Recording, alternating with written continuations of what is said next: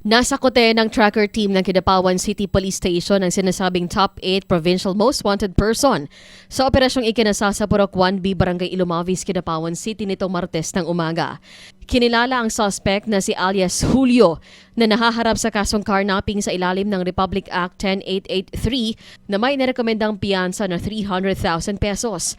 Mariin namang pinabulaanan ng pamilya ng suspect ang paratang at iginiit na biktima lamang si Julio ng maling investigasyon dahil sa kanyang kondisyon.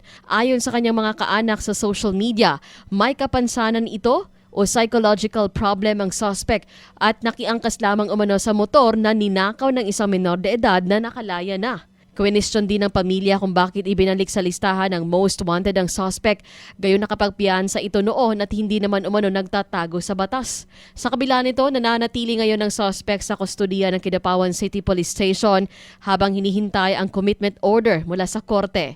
Patuloy ang panawagan ng pamilya para sa patas na hustisya at mas malalim na investigasyon sa tunay na nangyari sa insidente.